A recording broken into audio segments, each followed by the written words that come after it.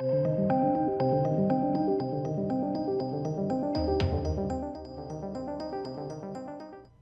ladies and gentlemen, it would seem that a large portion of Amber Heard's countersuit for defamation has now just been pooped all over by Walter Hamada, basically the head honcho at Warner Brothers. Enjoy! This is just his witness testimony in full with the cross-examination as well. It's not that long, but yeah, this absolutely wrecks Amber Heard's case. It actually basically says she's a liar. I mean, it does say that she is a liar with everything that she has testified to. So enjoy! Thank you. You have your seat. All right, your next witness. Your Honor, on behalf of defendant and counterclaimant Amber Heard, we rest. All right, thank you. All right, rebuttal evidence? Yes, Your Honor, Mr. Depp calls Walter Hamada of Warner Brothers. All right, Mr. Hamada. Your Honor, just to clarify, this is by deposition, so we may need that. Okay, well, okay. I apologize, I should have provided notice. That's all right. Thank you, Your Honor. If we could get the, yeah.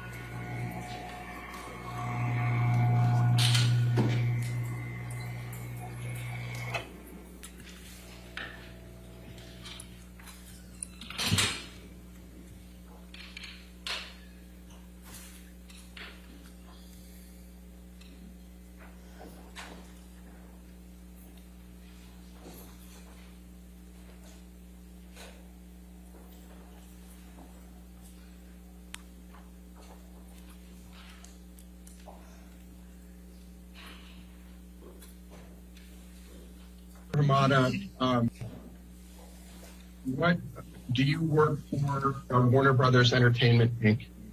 Yes, I do. In what capacity? My title is president of DC-based film productions for Warner Brothers. What, if anything, you did to prepare to testify for Warner Brothers as to topics 2 through 18? I did not do anything to prepare for this, other than the meeting that I had with the attorneys. Did Warner Brothers have a contract with Amber Heard to perform in Aquaman 2? Yes, there was we had an option agreement for her for Aquaman 2. Do you know what it is? It looks like a standard contract between an actor and the studio. And which actor was involved in this? Which actor was a party to this contract? Amber Heard. It's a contract for Amber Heard for the role of Mara in Aquaman and its sequels. Which studio contracted with Amber Heard? Warner Brothers. When did you come to be the president of DC? At the beginning of 2018. Mr. Hamada, was Ms. Heard ever released by Warner Brothers from the Aquaman 2 contract, or what you call the option agreement? No. Was she released from her Aquaman 2 contract on or about February 22, 2021? No. Was Ms. Heard ever rehired for Aquaman 2 by Warner Brothers? No.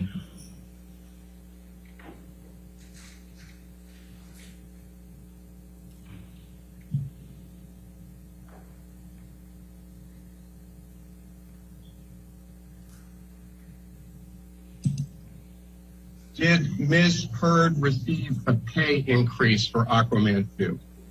No. Why not? As a rule, as a company, we go through a lot of trouble when we make our deals with our actors. We get options on them for subsequent movies. And I think traditionally, prior to me joining the company, every option was renegotiated. And one of the things that we were trying to put a rein in on was not renegotiating every deal, with the understanding that people come in and make these deals and they have an understanding that there will be options and that there is a deal in place. And it was big part of our philosophy that we were going to hold people to their options moving forward. But did Warner Brothers at any point in time reduce Ms. Heard's role in Aquaman 2? The role in the film the size of the role in the film that she has was determined in the early development of the script, which would have happened in 2018, I would say. Well, So, and from there, beyond normal development, the role sort of, the character's involvement in the story was sort of what it was from the beginning. was her role ever reduced for any reason? No, I mean, again, from the early stages of the development of the script, the movie was built around the character of Arthur and the character of Orm, Arthur being Jason Momoa and Orm being Patrick Wilson. So they were always the two co-leads of the movie. Did Warner Brothers ever plan to portray Ms. Heard as the co-lead in Aquaman 2? No, the movie was always pitched as a buddy comedy between Jason Momoa and Patrick Wilson. Was Ms. Heard cast in Aquaman? Yes, she was. Was Ms. Heard cast in Aquaman 2? Yes, she was. Was Ms. Heard paid for her services in Aquaman 1? Yes. Was Ms. Heard paid for her services in Aquaman 2? Yes. Was her compensation for Aquaman 2 affected in any way by anything said by Johnny Depp? No. Was her compensation for Aquaman 2 affected by anything said by Adam Waldman? No. Was her compensation for Aquaman 2 affected by anything said by anybody representing Johnny Depp? No.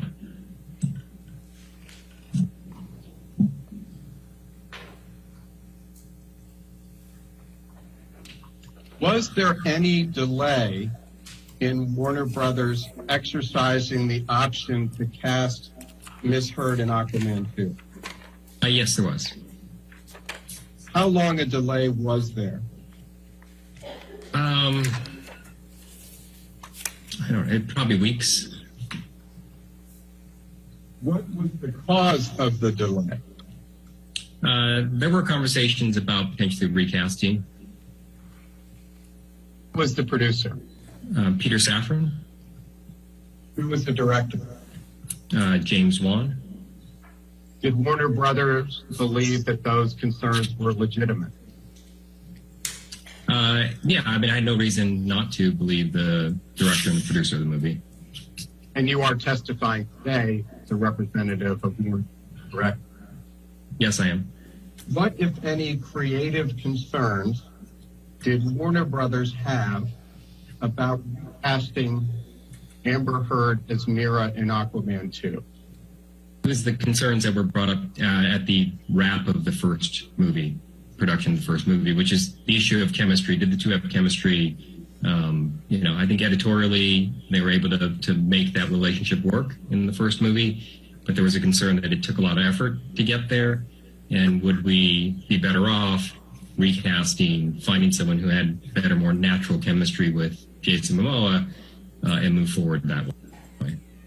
Did Warner Brothers take any steps affirmatively to audition other actresses for the role of Mira in Aquaman 2?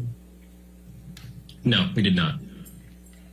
Other than the creative concerns and concerns about chemistry you testified about, was there any other reason Warner Brothers delayed in picking up Ms. Heard's option for Aquaman 2? No, it was all concerns about whether she was the right bit of casting for the movie. What role, if any, did Ms. Heard's dispute with Johnny Depp have in Warner Brothers' delay picking up Ms. Heard's option for Aquaman 2? There was none from our end.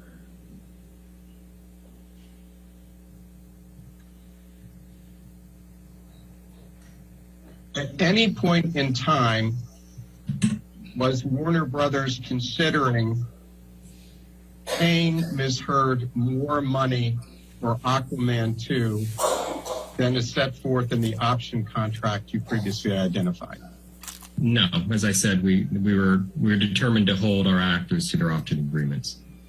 Would Warner Brothers have paid Ms. Heard more money on Aquaman 2 if it had picked up her option earlier? No. At any time from the beginning of history through today, did Warner Brothers ever release Ms. Heard from the Aquaman 2 contract? No.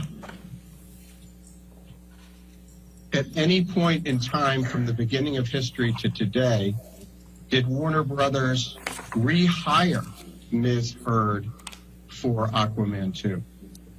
No, because we just picked up her option. And when is the last time you spoke with Rob Cohen relating in any manner to whether to exercise the option on Amber Heard for Aquaman 2? No, it would have been the same time that I was having those conversations with Peter Safran So in 2020. Did you speak with Zack Snyder at all relating to whether to exercise the option for Amber Heard on Aquaman 2? No, I've not had any conversations with Zack Snyder. Did you speak at all with Jason Momoa in preparation for your deposition today? No. Have you ever spoken with Jason Momoa about any issues relating to chemistry between he and Amber Heard? Yes. When did you speak with Jason Momoa about chemistry issues between he and Amber Heard? It would have been in that same time period where we were prior to green light of the movie. Now, you were asked some questions about scripts. Did you review any of the drafts of the script for Aquaman 2? Yes. When? I part of my role is I read all the drafts of the scripts as they come in. When was the first script for Aquaman 2? Oh, boy.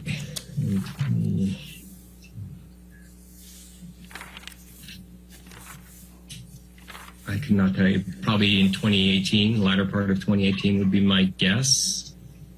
And how many versions of the script had been written by the beginning of 2021 for Aquaman 2? Oh, there were probably half dozen drafts of the script. Brought up. All right, what, if anything, did Rob Cohen say to you about chemistry? What specifically about the chemistry between Amber Heard and Jason Momoa? Just the fact that they didn't really have a lot of chemistry together. The reality is it's not uncommon on movies for two leads to not have chemistry, and that it's sort of movie magic and editorial, the ability to sort of put performances together, and with the magic of, a great score and how you put the pieces together, you can fabricate sort of that chemistry. And so I think at the end of the day, I think if you watch the movie, they look like they had great chemistry. But I just know that through the course of the post-production that it took a lot of effort to get there. Sometimes you don't. Sometimes it's very easy. You just put the characters on the screen together and they work. And sometimes it's harder. And so... Can you give me anything more specific about what it was with Amber Heard and Jason Momoa that was difficult for the chemistry? No, because it's like what makes a movie star. Like you know it when you see it, and the chemistry wasn't there. Now, you've used the term fabricated a number of times. What did you do to fabricate the chemistry between Amber Heard and Jason Momoa? Well, those are just, it's editorial. A good editor and a good filmmaker can pick the right takes, can pick the right moments, and put scenes together again, score is a big, the music in a scene makes a big difference. It can make a happy scene feel sadder or a sad scene feel happier. And so it was sort of it's just the magic of post-production, editing, sound design, music, etc. What do you mean by fabricating, though? I mean, were they literally falsifying, or were they just picking the best music? Let me just finish my question. Were they picking the best music and picking the best looks because that's their job and that's what you do on every scene? That is what we do in post-production. That's what filmmakers do. This is, on any production, you're doing that. You're putting performances together. Sometimes it's easier than others. This one was more difficult because of the lack of chemistry between the two. But they were able to, James Wan and the editor were able to get it to a place where the end result actually works. And it's great. And in fact, that's the job of every filmmaker, right? Is to put all the combinations together to make the most successful production. Absolutely. I'll tell you what has been marked as exhibit number 5. It's ALH 18247. And this is a text message exchange between James Wan and Amber Heard. And you mentioned James Wan was the director of Aquaman 2, is that correct? And That's correct.